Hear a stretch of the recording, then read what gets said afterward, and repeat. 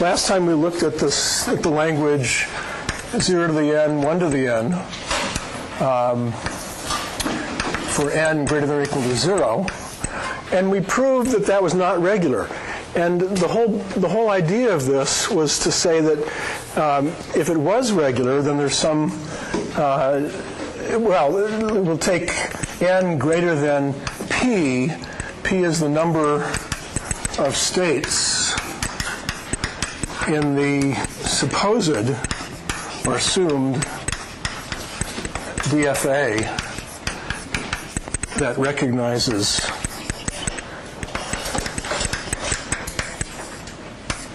B. The book calls this language B. And then we said, well, now consider the string 0 to the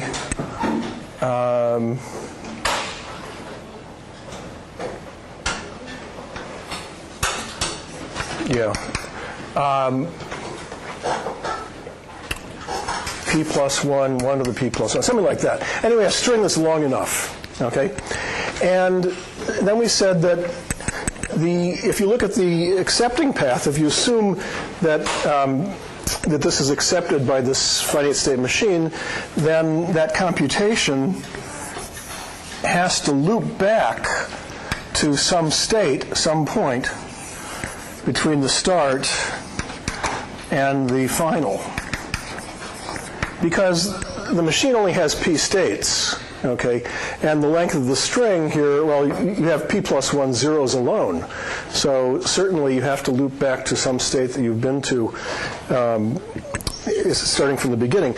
And then we're going to break up S. So S is being described as the computation goes along here. S is being consumed. If we look at what's on each one of these edges when we do a transition, we're consuming one more character each time. And then we said we can break up the description of the string into X, Y, and Z. And this is going to be the very first loop that happens in the computation. It's the very first time that it loops back. So we know a number of things about X, Y, and Z. Well, for one thing, S is equal to X, Y, Z. Okay, that's just a description of what S is.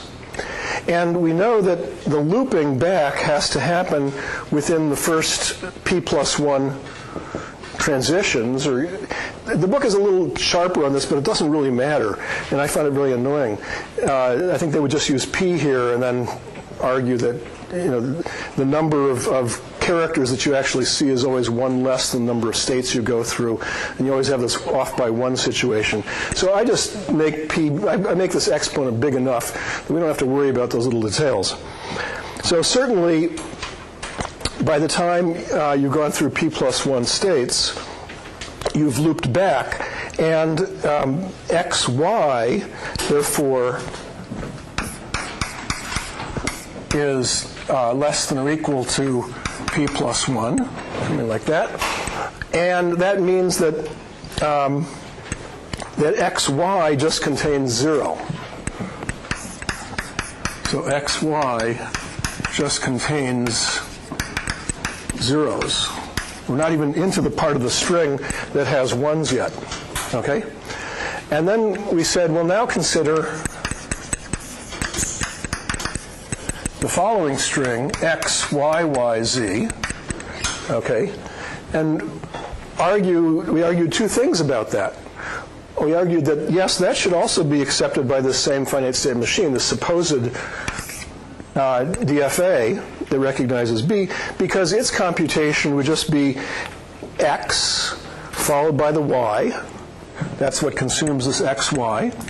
But another loop around here will consume the next copy of y, okay? And then it can follow from there the path that consumed z and end up in a final state. So under one view of this, by looking at the supposed DFA for B, X, Y, Y, Z would be accepted. Okay? But the other view is X, Y, Y, Z shouldn't be in language B, right? Because X, Y only contains zeros, which means that Y only contains zeros, which means that X, Y, Y now contains more zeros than ones, because the ones are all in the Z part. Okay? X, Y, Y, Z has more zeros than ones. So X, Y, Y, Z isn't in what we've defined B to be. Okay? Well, this is a contradiction. A string can't both be in the language B and not be in the language B. So how did we get into this predicament? It's a proof by contradiction. Way back at the beginning, we made an assumption, and then we did some logical deductions from that point and got into this contradictory state. And so the resolution of that kind of a contradiction when it happens is to go back to the beginning and say, what did we assume? And therefore, this assumption cannot be true. So we started out by the assumption that there is a DFA that recognizes B. Namely, or another way of saying that, we started out with the assumption that the language B is regular.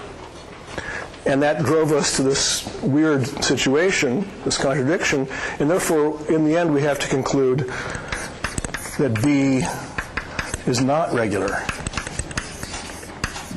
Okay? Any questions on that? That's a review of what we did last time. Okay? And it is a particular proof based on this language which incorporates the kind of thinking that goes into what I'm going to do next, which is called the pumping lemma. So we're going to abstract away from this particular argument and make it a little bit more general. And then having that under your belt, having that general tool under your belt, you can prove additional languages are not regular by appealing to the pumping lemma rather than having to spell everything out here. Although it's often not much of a shorthand, not much of a shortcut. Okay, so here's the, by the way, this is on page 70. No, page 78. This is the pumping lemma.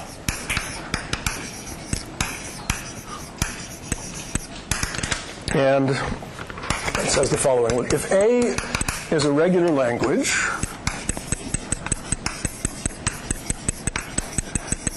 okay, then there is a number P. Okay, so this whole field, in my opinion, is overly mathematical in the sense that it says things in ways that are overly general, and you could be a lot more, it would make a lot more sense if you were just more specific. So the pumping lemma starts out by saying there is this number P, and it has these magical properties, blah, blah, blah. But then in the proof it says, oh, let's just let P be the number of states in the supposed DFA. You know, so why didn't they put that in here in the statement of the theorem or the lemma? They could have just said, let P be the number of states, but they didn't. Okay. Whereas over here I did, and I actually said, well, let's let our number is going to be P plus 1. Okay, at any rate. There is a number P, and I'll put my editorial comment here. Almost always. I just say that it's always in my experience, but I'll put it in almost in case somebody who watches these videos years from now knows a language where it's not. Then I'll say, well, yeah, I said almost. I'm safe. Almost always the number of states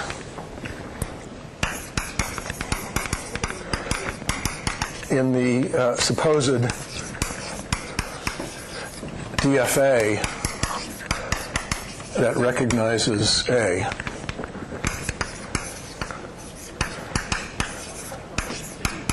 Okay, so there's some number P such that if a string is in A and that string is long enough, okay, then S can be divided into 3 parts, X, Y, and Z. So, such that S equals X, Y, Z, and what? 1, for all I greater than or equal to 0, X, Y to the I, Z is in A. Okay. 2, Y is greater than or equal to 0. And 3 needs more room. Move this up a little bit. 2, Y is greater than or equal to 0. And 3, XY is greater than or equal to P. Okay? That's it. That's the statement of the pumping lemma. Okay, we're going to have to do something to prove it in a minute. But so we're saying if A is a regular language, then there's some number P, such that if S is any string in A, and S is long enough, bigger than P, bigger than this magical P, but the magical P is almost always the number of states in the DFA that accepts A, then S, the string S here, can be divided into 3 parts, X, Y, and Z, such that S is equal to X, Y, and Z, and the X, Y, and Z have this property, or these following properties hold. This upside down A, by the way, is mathematicians' way of saying for all. Okay, because most mathematicians are dyslexic. Now, anyway, that's the upside down A is for all I greater than or equal to 0, for any I greater than or equal to 0, X followed by that number of I's, that number of Y's, sorry, is also an A. Okay? And the length of Y is greater than or equal to, the length of Y is greater than 0. That's important. That Y really exists. You can't make Y epsilon. Y really exists. Okay, Y is greater than 0. If you take that away, anyway, that's essential, that Y is greater than 0. And that XY is greater than or equal to P. Because that first part has length greater than or equal to P. Yeah? I think it should be less than or equal to P. In the book, that's what it says. That third piece. Oh, this one, yes. Right. The third one, yeah. Thank you. XY less than or equal to P, of course. Yeah. Which is what we saw over in this example. Yeah. Okay. So this, if you can parse it, if you can fight your way just through the notation here and just read what it's saying, is pretty much what was going on over here. Okay, we had a particular language, B, now we're saying abstractly call it A, and here's the language, and then I'm going to take a look at strings that are bigger than, here P is the number of states. I'm setting P to be the number of states, okay, and I take strings that are greater than, have length greater than P. Well, here it says strings greater than or equal to P, and I could have done that over here too. I could have made this argument. Just, if I make it equal to P, then I'm relying on the fact that when a machine goes through P states, okay, it's actually consumed P minus 1 characters. So if the machine goes through P characters, it must have gone through P plus 1 states. Okay, but there's only P states, so it must have looped around. All right. As I mentioned earlier, by by cutting things so close here, you always have to add in that extra little plus or minus 1, which I find very annoying. So personally, when I do these proofs, I just make the string big enough that you don't have to worry about the boundary conditions. But anyway, we can do that. And so for a string that's bigger than or equal to p, we suppose that there's a DFA that recognizes it. We're assuming that this is a regular language. And then we're considering some other string. And again, here, well, just in order to show that this will lead to a contradiction, we're picking a particular string in this language that's going to lead us to a contradiction. Okay? So we pick that one, and this over here says whatever one we pick, we should get into a problem. These things should hold. Okay? And here we're just picking one that's particularly convenient to make the proof work. Okay, come to the contradiction.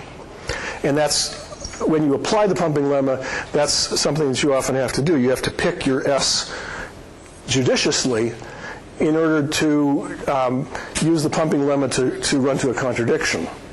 Okay, so here we're picking a particular S. We're making this argument that S is equal to X, Y, Z, and there's this loop in here, because the string length is so long that relative to the number of states that you have to loop back like that. And then, in fact, the way we picked this string, xy is less than or equal to p plus 1, I could pick it, so I can say xy is less than or equal to p. That'll conform to that. This would all have worked. I'm just saying if I make this absolutely identical to what the pumping lemma says, it would all have worked, but we'd have to stop every once in a while and say, remember that if the machine goes through p states, it's processed p minus 1 characters. If it's processed p characters, it's gone through p plus 1 states, etc.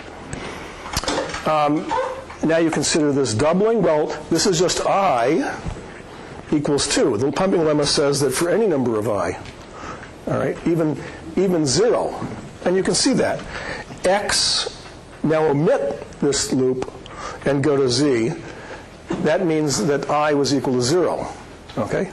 So X to the 0, sorry, Y to the 0 is just the empty string. Or Y could be 2 or 3 or 17. It's just how many times you want to go around this loop, okay? And xy is less than or equal to p. We saw that over there as well. So the proof that we followed here to run into a contradiction to show that this was not regular is following the game plan of the pumping lemma, which says that if it is regular, this stuff better hold. And what we saw over there is when we did this, x, y, 2, z was not regular. Okay? It was not in A, right? It was not in B. Right? So that would then contradict the pumping lemma. All right.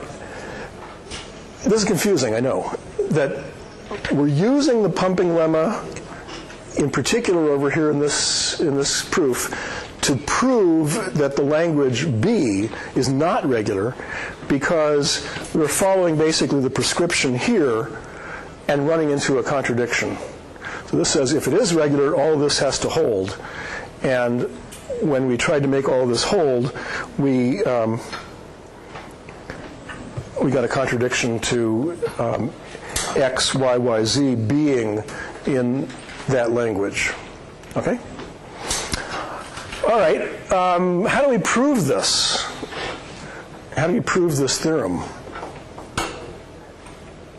Well, the book actually does it two ways, or it says a proof idea, and then it gives a formal proof, which, in my opinion, is just the same thing with a little more verbiage, but it's not essentially different. And in essence, it's just following this same kind of idea, but abstractly. Instead of, well, in fact, I did this abstractly.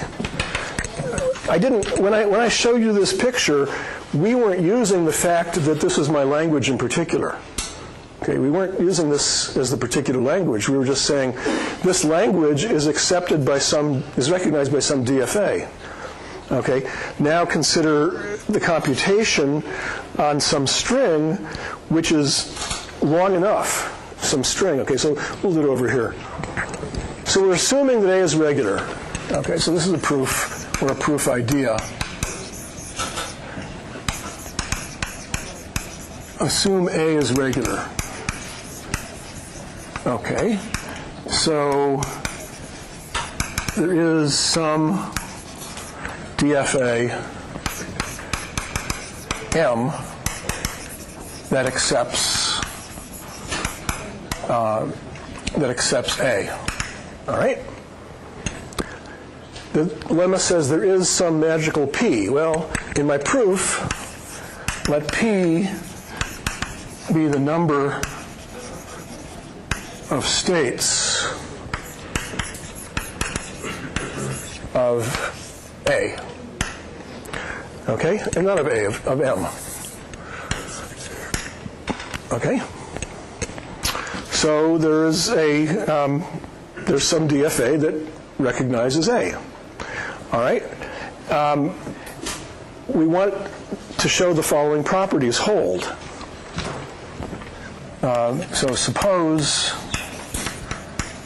S is a string that's in language A, and it's long enough, greater than or equal to P. Its length is greater than or equal to the number of states in the finite state machine that accepts A. Okay? Then I want to show, I'm trying to prove this pumping lemma, I have to show that S can be divided into 3 parts, X, Y, Z, such that these properties hold. Okay? So how do I do that? Well, you consider, so this is just some S, arbitrary S, that is long enough. Now consider the computation of M when it accepts. Of course there's a computation of M that accepts S, because S is in that language A. Okay? And we'll just look at it. Okay? That computation goes through various states, but the length of S is longer than the number of states in this finite state machine. Okay? So it has to loop back somewhere. So this must loop within the first, and here's where this is where this kind of thing annoys me, that they're being so tight, because now you have to think a little bit. It has to loop back within the first, how many transitions? Transitions is a move on an edge. Well, you have P states, right?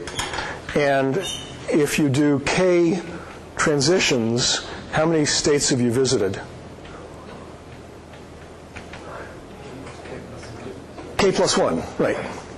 Okay, so you must loop within the first P minus 1 transitions. Right? If you have P minus 1 transitions, or if you've seen P minus 1 of the characters of the string, then you've seen P actual states. Okay? Now I'm off by 1. See, I don't like being so precise here, because then you always have to... Yeah. You must loop within the first P transitions, because if you do P transitions, then you've processed P plus 1, P characters, which means you visited P plus 1 states. But you only have P states, so you have to have looped back at least once. Okay. All right, so you must loop within the first P transitions, All right, so you're here, and then you go on after that looping, finally to accept. Maybe you loop some more. All right, that is what we know about the computation when m accepts s. Okay, so I'm going to let this be x. The characters that the computation sees before it enters the repeated. Let's call q the repeated state. Let q be the first repeated state. Okay. So we have the computation, the part of S that's consumed in the computation up until the point when q is first visited. Then we have y, which is the part of the string which is consumed until q is visited again. And then we have z. We should remind you of what we did in particular over in that language, right? So this is how we're dividing. S equals x, y, z. Okay? So we're trying to prove that when s is greater than or equal to p, then s can be divided into 3 parts x, y, z. Well, we've divided s into 3 parts x, y, z, such that s equals x, y, z. Oh, so far so good. We only have this little part to go. Okay? For all I greater than or equal to 0, x, y to the I, z is in A. Is that satisfied? Yeah, it's satisfied by this construction, by this computation. We can do x. Now, if you set I to 0, it means this is gone. So y to the 0, that's gone, followed by z. That's accepting. Okay, so that's an A.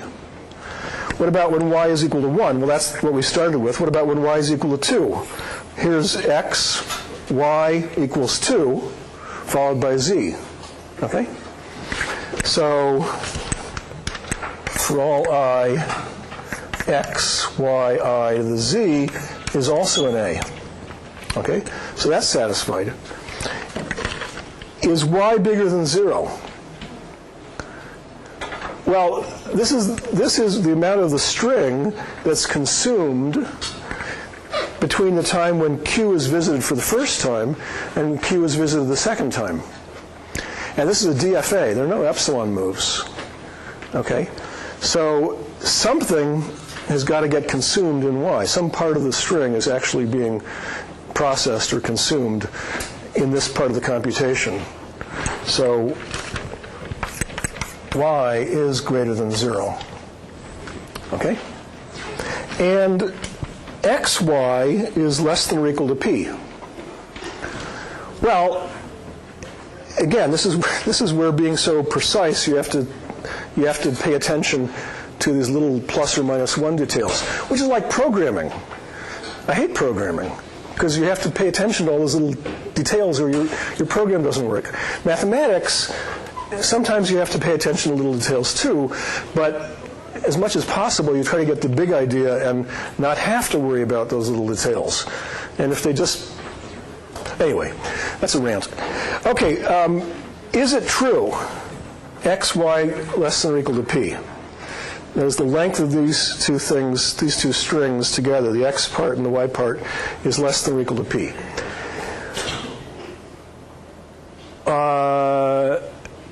Yes. Okay. Anybody want to tell me why?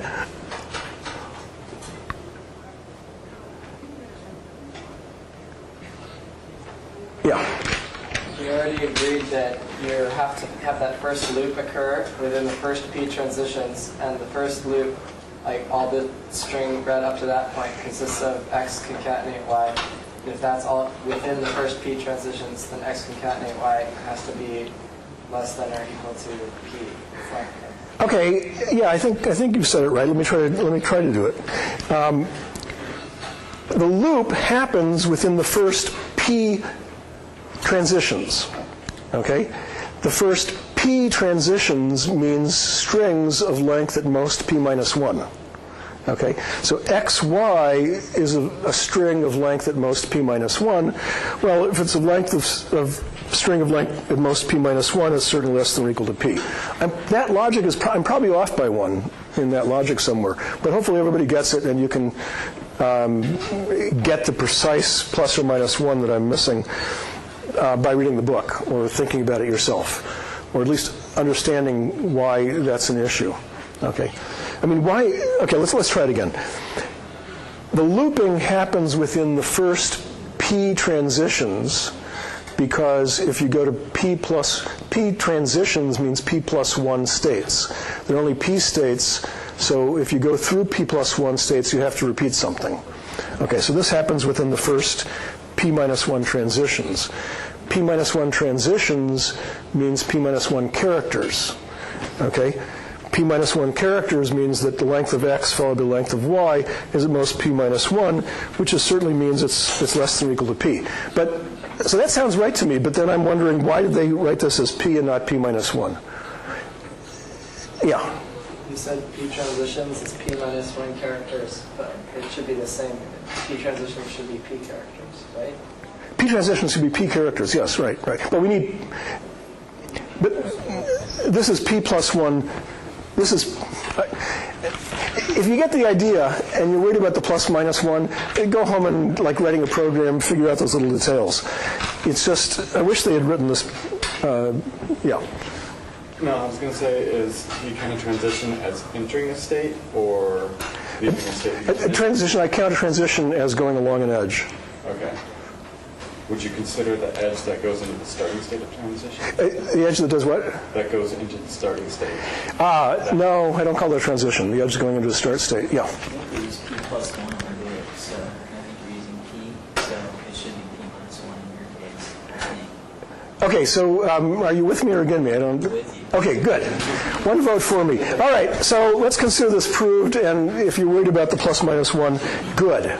Think about it yourself and make sure you're, but also realize that you could have written this in a way that it doesn't, that issue of plus minus 1 doesn't even come up. Just make your bounds big enough, and you can always still apply the lemma appropriately. But okay, so the proof of this pumping lemma is just basically what we did over here without reference to any particular language or any particular string. We're just saying that the language is regular and the string is long enough. Okay? And then we're fine. We end up proving this. Okay? So that's the pumping lemma. And now how do we use it when you want to prove that various languages are not regular? So, for example, that language. Oops.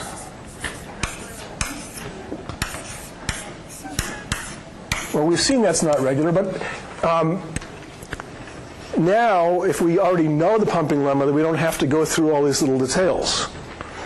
We don't have to go through the actual derivation based on the language, because it's all done abstractly once and for all in the pumping lemma. So I want to prove, I claim this language is not regular. Okay? Well, the pumping lemma says that if you take any string in that language, if it's long enough, then the following things has to happen. Okay? So let's take S equals 0 to P plus 1, 1 to the P plus 1. Okay? Well, is S greater than or equal to P? Definitely. All right?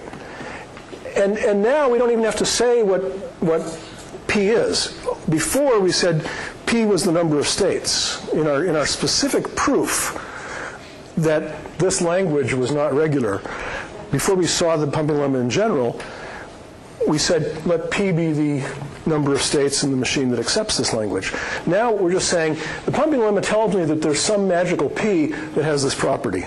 So whatever it is, I'm going to take this string. And is it true, do I satisfy the conditions of the pumping lemma? S is an A, yep, because it's got, this is my A, well now we call it B, but all right. S is in this language, yes, because it's some number of zeros followed by some number of ones, the same number of ones. The length of S is greater than or equal to P, definitely. Okay, no problem there. And the pumping lemma tells us the following thing. For any I, S can be written in this, S can be written in this way, such that third of all, xy is less than or equal to P. Okay? So S equals xyz, but this part has length less than or equal to P, so we know that xy just has zeros. In fact, y, is just zeros. Okay? So that's from 3. Y is greater than 0, so it does really have some zeros, just zeros, and at least 1 0, at least 1 0, not empty. And for all I, x, y to the I, z is contained in A. Well, we want to come to the contradiction here, okay?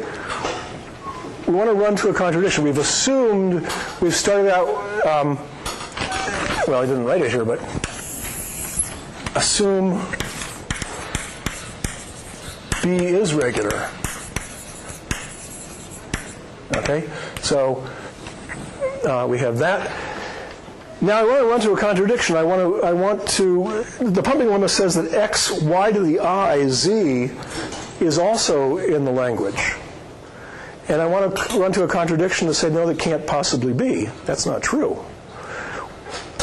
The pumping lemma lets me take any I like, because it says it has to be true for every I. Okay, which I is useful? Or let me put it around the other way. Which I is not useful? 1. Yeah, 1 and 0 are not useful. The lemma says that if I is anything, then xyi to the z, xyiz is an A. Well, if I take I equal to 1, then I have xyz, which is S, which we assumed was an A. So I didn't get anywhere. Okay? But I'm just pointing out that you have to engage your brain when you do this. If I did I equals 0, then I have xz. Okay? Do I know? Actually, xz would work. Yeah, I equals 0 would work. That'll be a homework question. But what other I will work? Anything above 2? Anything, yeah, 2 or above. And we used 2 earlier. We could have used 3, we could use 7, 17, whatever. Okay? So it looks like the only bad I to pick is 1, I equal 1. I equals 0 actually works, too. Yeah, I got to remember that. I equals 0 homework. Okay. All right. So that's how a proof. And then you get. But x y squared z has more zeros than 1s. So x y squared z cannot be in that language B. But the pumping lemma says it must be in that language. So therefore, we run to a contradiction. Therefore, B cannot be regular. So anyway, this is how you would do the proof that 0 of the n, 1 of the n is not regular once you've established the pumping lemma. And the key point here is that you have to, of course, verify all of the conditions in the pumping lemma hold for this language, and you have to then pick a particular S such that when you apply the pumping lemma, you can run to a contradiction. And when you pick a particular S and then you pick a particular I, if you can get to a contradiction, then you can conclude that the assumption that A was regular, or in this case B was regular, is false. All right?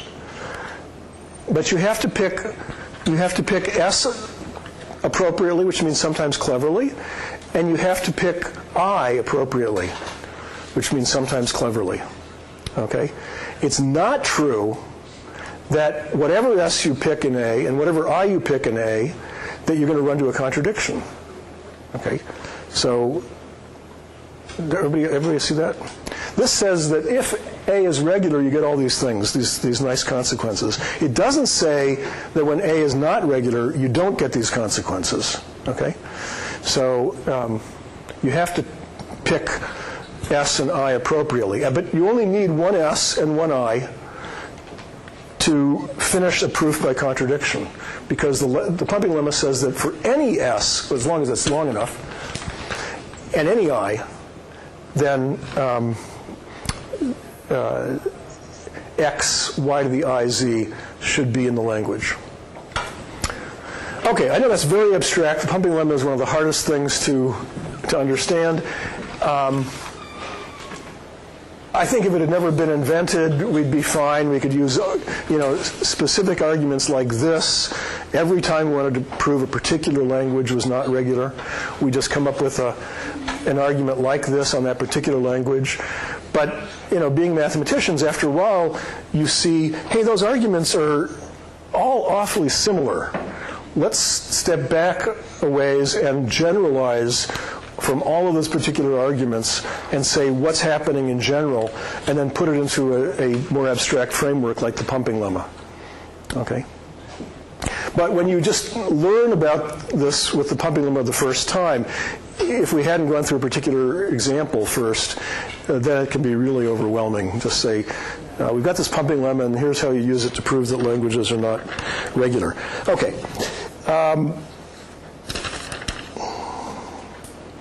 Let's take another language. C.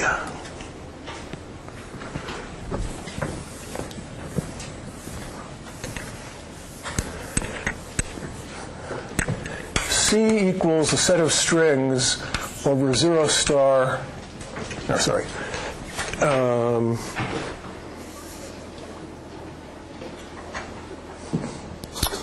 All right, let's do it this way. W such that W has the same number of zeros and ones.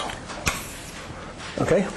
So it's just binary strings where however many zeros it has the same number of ones. It doesn't have to be all the zeros come before the ones. They can be interspersed any way you like.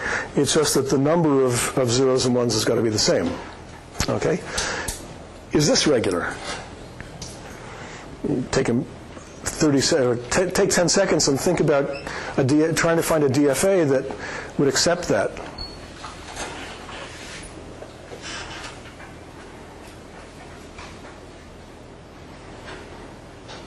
Anybody got one? Good. There's not supposed to be any. Okay, we want to claim C is not regular. And we're going to prove this by the pumping lemma.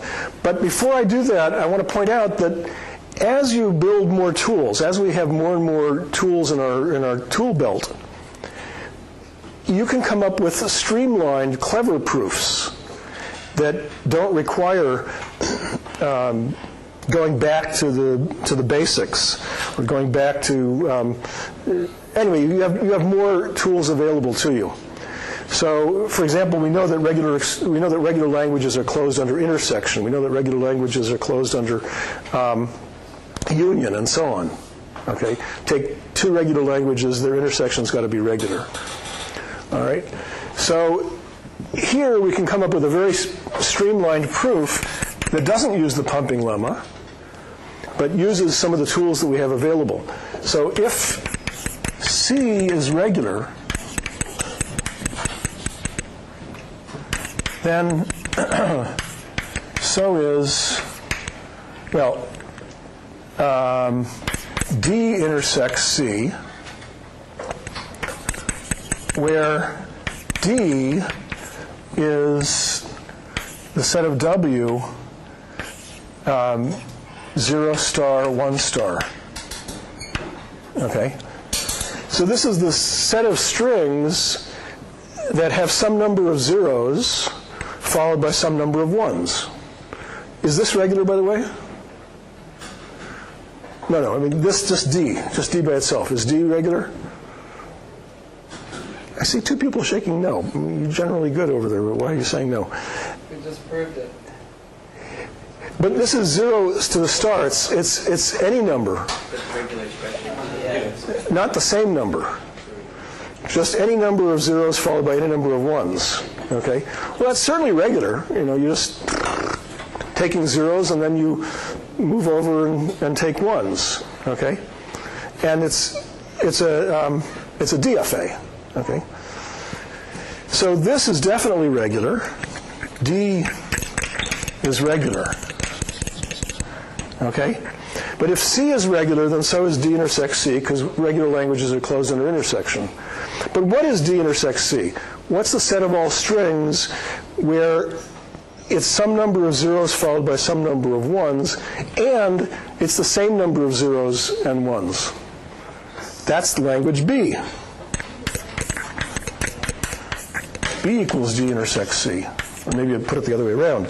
D intersects C equals B.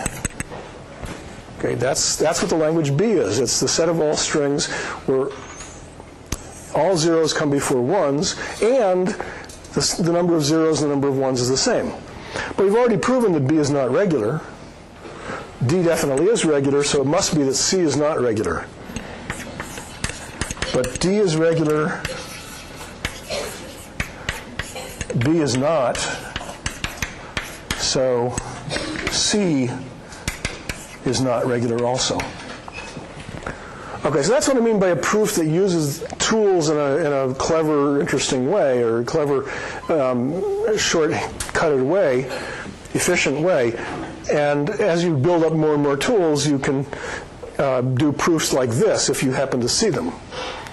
Okay, but a more mechanical thing to do is to prove this by applying the pumping lemma.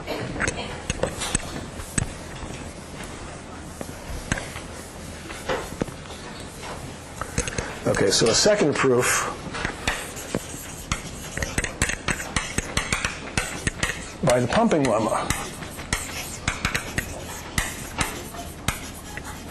Okay, so we suppose, or it's by contradiction, but the proof will use the pumping lemma. Suppose C is regular, and well, here we're going to pick S, but as I said, when you try to come up with a proof by contradiction using the pumping lemma, you have to pick S in a sort of clever way, and you have to pick I in a sort of clever way. And what we want to do is apply the pumping lemma to that S and that I to come up with a contradiction. And that contradiction then with that contradiction, we can conclude, in fact, that C is not regular. So knowing what the pumping lemma is, and knowing what we're trying to prove that this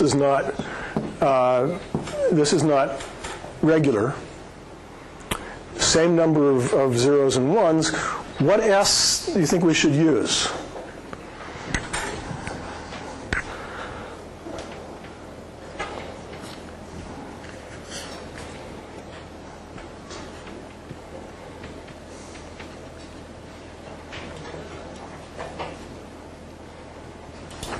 Anybody have a guess, a hint?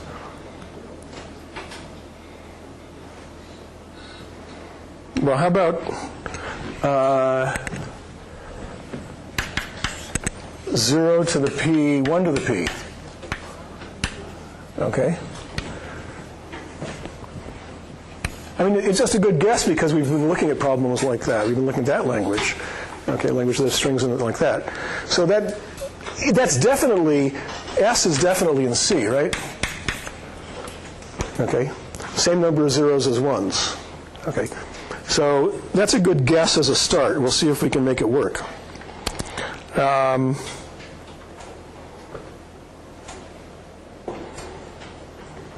Okay, then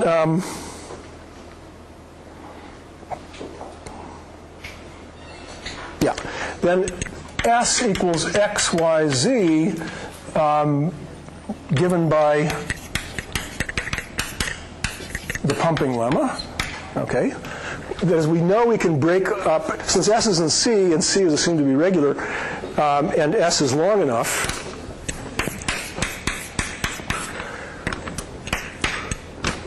pumping lemma says that we can break up X, Y, Z, we can break up S into X, Y, Z, okay, such that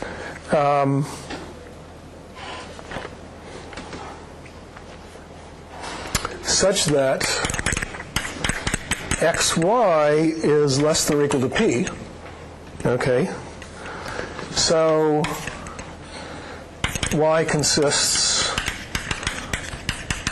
only of zeros.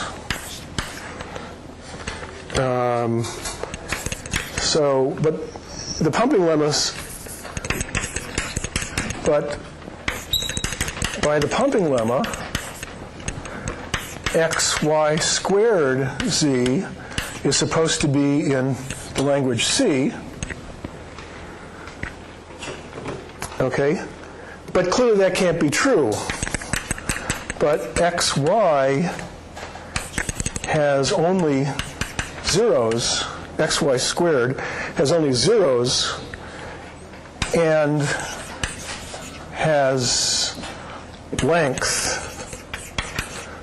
greater than z, so it has more zeros. So xy squared z has more zeros than ones. Contradiction,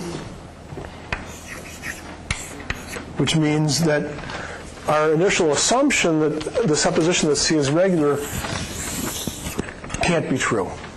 So we assumed that C is regular, we picked a particular S, we applied the pumping lemma, we saw first of all that the conditions of the pumping lemma are held, that is S is in the language, and that S is long enough. So then the pumping lemma says these conditions should hold, but then we said, but if that's true, since we can observe here that y only contains zeros, xy squared only has zeros, and xy squared, so all the ones are in z, all right?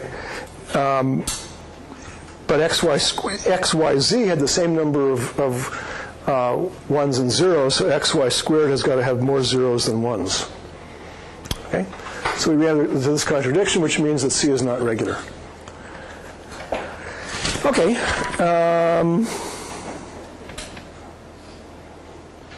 Now what if we had taken, suppose in this proof we had taken S to be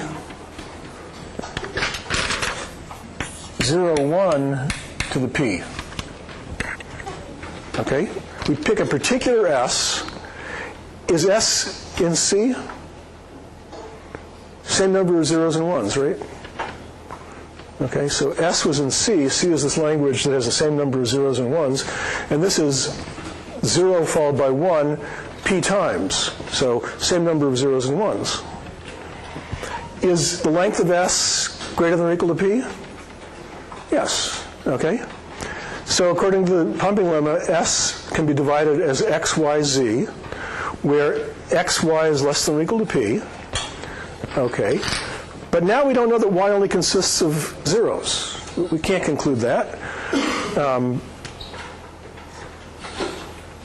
That's just not something we know anymore for this particular string, all right? The pumping lemma says that x, y squared, z is contained in C. But now we don't really know much about y. Okay? So what? So x, y squared is contained in C, and we don't have this part anymore. X, y squared only has ones. Okay? So all I'm pointing out here is that if you pick this as your S, you can apply, of course, the pumping lemma, you get your various conclusions, but you don't get a clear contradiction. It just wasn't a convenient S to pick so that you ran into a contradiction when you applied the pumping lemma. And yet this S definitely is in this language, C, which is not regular. So why didn't we get a contradiction?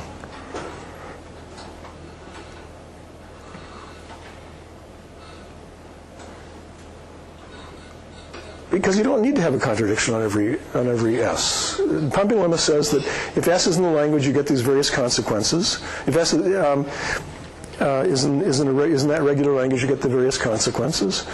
But it doesn't say that when you take an S that's not in a regular language and you apply those statements from the pumping lemma that they'll definitely be false. Okay. It doesn't say you'll always run into a contradiction.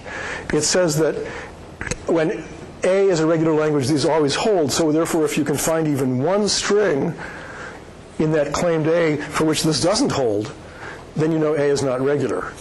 Okay? So when we started out with 0 to the P, 1 to the P, we were able, that's a particular string, which when we apply the pumping lemma, we get a contradiction. It doesn't mean that we'll run to a contradiction in everything, in every string that's in that language. Okay? All right, I know I can see by the glaze in people's eyes that you either have gotten this or you're not going to get it until you think about it at home. And I'm not doing any good by repeating it. Okay, so the book has more examples of using the pumping lemma. It also has sort of a nice, cute example at the end of that chapter on pumping lemma where he talks about something about pumping down instead of pumping up. Okay, but I'll let you read that. So I think this is enough about the pumping lemma. And if you understood the first proof that I gave, that 0 to the n, 1 to the n is not regular, you will understand the essence of what the pumping lemma is trying to do, even if you don't fully see how to apply it technically on each of those cases. Okay, so read that, the chapter. All right, now I want to change, I'm going to the next chapter, and so we finished regular languages. We'll come back to them. They come up again and again throughout the course in various ways. And it's sort of the initial building block. Finite state machines, non-deterministic finite state machines in particular, are building block on what we're going to do for the rest of the course. But the specific chapter on regular expressions is finished, except I do want to mention one. There's always more, of course. I should have mentioned one thing, or the book should have mentioned. There's a very famous result about, and useful result about regular languages that the book doesn't include. And if we have time towards the end of the course, which we never do, I'll come back to it, which is that there's a whole theory about minimizing the number of states in a finite state machine. So we've seen various languages where you come up with some finite state machine, it has some number of states. Somebody else comes up with another finite state machine, it has fewer states or it has more states. You have different machines with different numbers of states. Okay? If you can imagine, for a particular language, for a particular regular language, imagine the set of all finite state machines that recognize that language. Okay? There's one that has the fewest number of states. And there's actually a constructive algorithm that can find that finite state machine with a minimum number of states. And I've also said the finite state machine. It is unique. So for every regular language, there is one finite state machine that minimizes the number of... Actually, I probably said that too strong. Maybe there's some ties. But anyway, the procedure gives you one finite state machine that minimizes the number of states used. And it's useful at times to take a big finite state machine that's not minimal in that sense, and constructively find the finite state machine, the unique finite state machine that minimizes the number of states given by that algorithm. So the book doesn't include it, so we're not going to do it. But if we have time at the end of the course, I'll come back to that. I'll find some material on that and just pass that out. But it's useful to know because that's possible, because it comes up sometimes in the design of circuits and design of other things that are represented by finite state machines, where you want a small number of states. Okay. The next chapter starts talking about context-free languages, CFLs. I don't think normally these are talked about in this class, but I think they're very important, and I wanted you to have a little bit of exposure. Maybe not 20 minutes is enough, so we might talk about them again, but not much more than like a half a lecture on context-free languages. Okay, so when we talk about context-free language, so we've talked about regular languages, and we've seen that there are actually some languages that are not regular. Well, now we're going to look at a superset, context-free languages. This is a set of languages which contain the regular languages and strictly contain it. There are some, for example, 0 to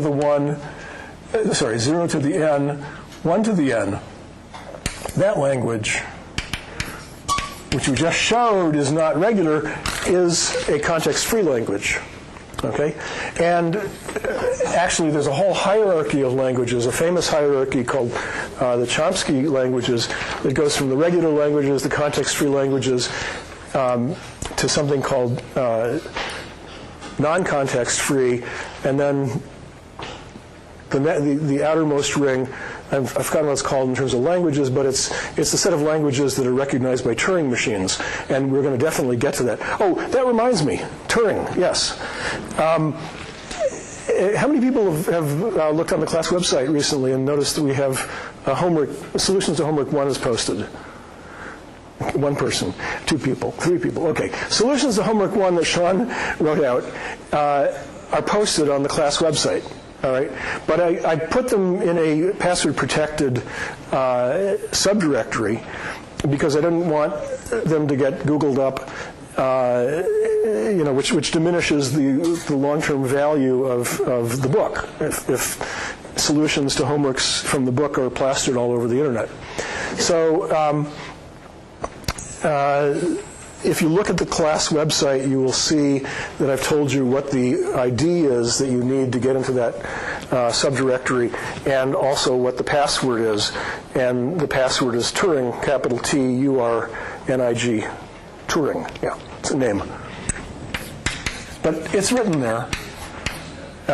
It's written there on the class website. And anyway, I'll take that down after a little while. I mean, the message that tells you where it is. I don't think Google's smart enough to be able to interpret what I wrote there and then use it to get into the subdirectory, but some person is. All right. Anyway, so we have regular languages and we have context-free languages. Okay, context-free languages are typically defined by a grammar. A context-free language is defined by what's called a grammar. Okay? And a grammar consists of productions or rules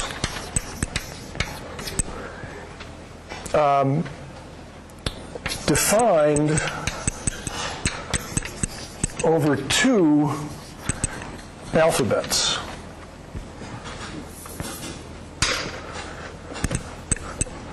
Two alphabets. One is the normal alphabet.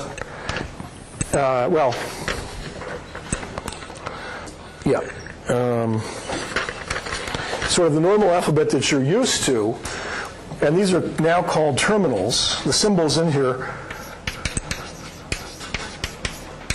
in sigma are called terminals.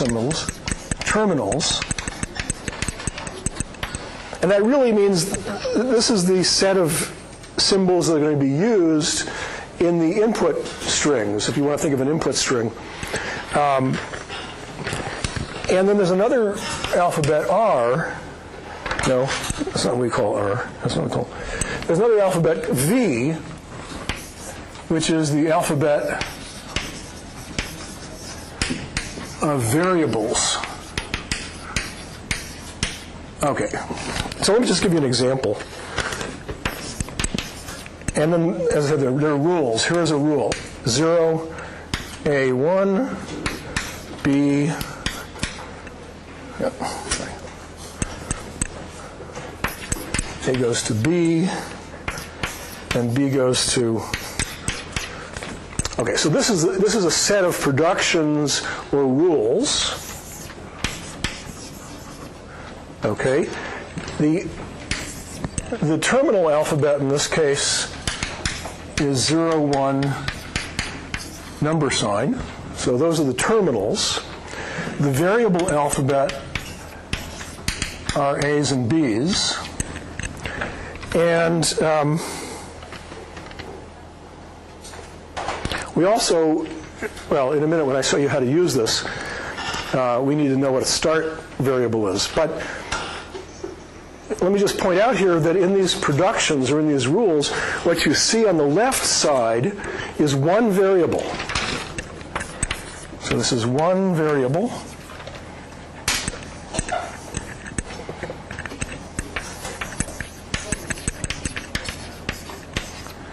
And what you see on the right side is a string that consists of it's a string over those two alphabets. It has some symbols from the terminal alphabet. It has a single symbol from, well, in this case, it has a single symbol or a terminal from the variable alphabet. So this, just in general, let's call this now strings of terminals or variables. But we're going to constrain that in order to get the regular language, to get the context-free languages. Okay, so but this is generally what a grammar looks like. Variable, and the production rules, variable going to some string that has terminals and variables. Here's just a terminal, here's just a variable, here's just a terminal. Okay? And how do you use this? How do you use a grammar? So grammars are used to generate strings over the terminal alphabet. So in the case of finite state machines, we always were thinking of, we have a string coming in, and we have the finite state machine that's processing the string, consuming it, and either accepting or rejecting it. And we'll also have that viewpoint eventually for context-free languages also. But we're starting out with a different kind of viewpoint, which is how do you generate strings that are in a context-free language. Okay, so we're talking about generating strings, and you generate strings through a grammar. And so the grammar, you apply a series of these rules, or the productions. Okay, so to create or generate a string in the language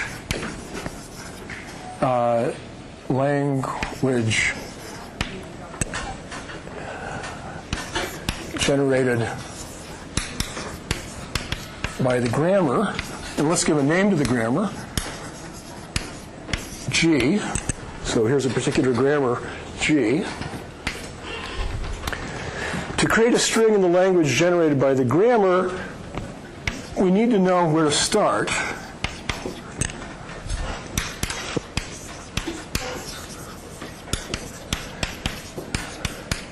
And it's always good to start at the beginning.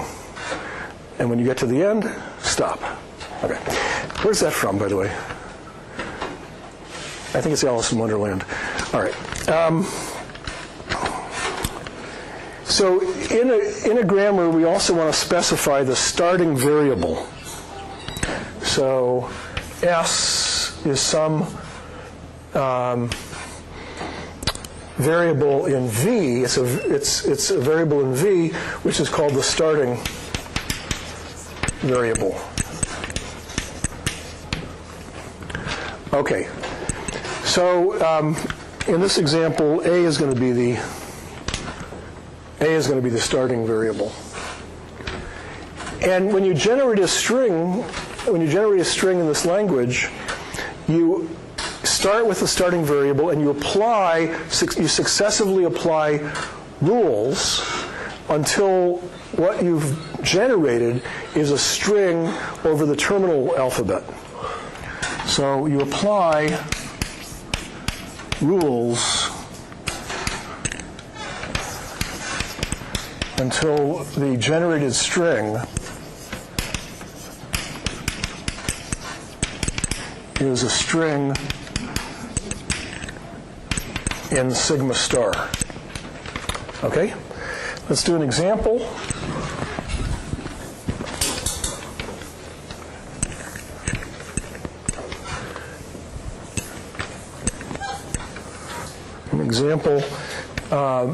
So A, well, what does A generate? A generates, if you use this rule, it generates 0A0. And we'll write that down this way, 0, A, 0. Okay? So what we've just generated starting from the start variable A, we've generated 0A0. Yeah. It's not a 1. Oh, sorry. 0A1, thanks. 0A1. Now, with this A, we can apply either this rule or this rule. Okay? Let's say we apply this rule again. So this A generates 0A1. And maybe we'll do that again, which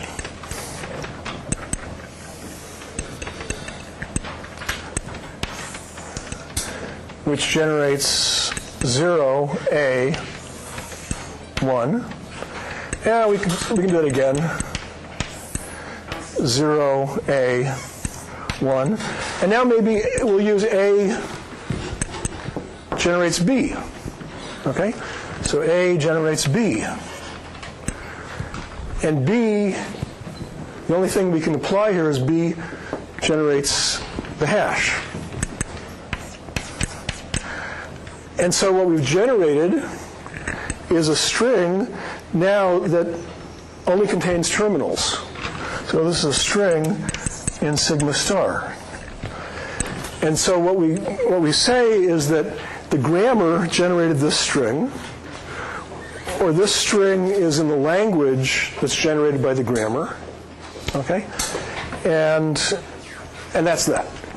So grammars generate strings from the terminal alphabet by successively applying the productions, successively applying some series of productions until you only have terminal strings, the terminals in the string.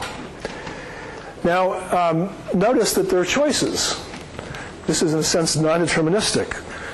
You don't always, it isn't always true that there's only one choice for a particular variable, which rule you can apply. There can be multiple choices, as we see here. We have two choices for A. So definitely, you can have choices here, and the set of strings that can be generated by this grammar, in this case, because of this particular grammar, is infinite, right? There's no bound on how many times we apply this this production.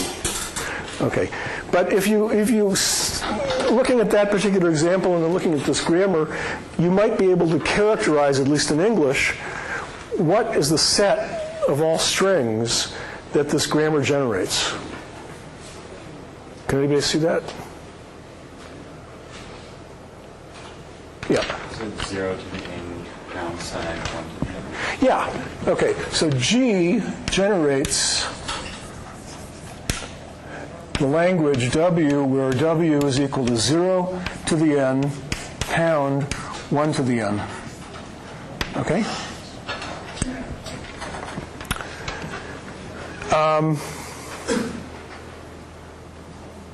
Yeah. All right. So this is very similar to 0 to the n, 1 to the n. And actually, I'll modify the rules next time. I'll formalize and somewhat modify what we're permitted to do in the productions so we can actually get the language 0 to the n, 1 to the n. And then you'll see that that language, which isn't regular, is generatable by a grammar.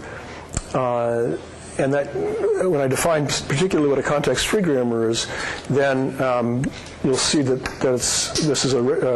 this language, which is not regular, is context-free language. Okay.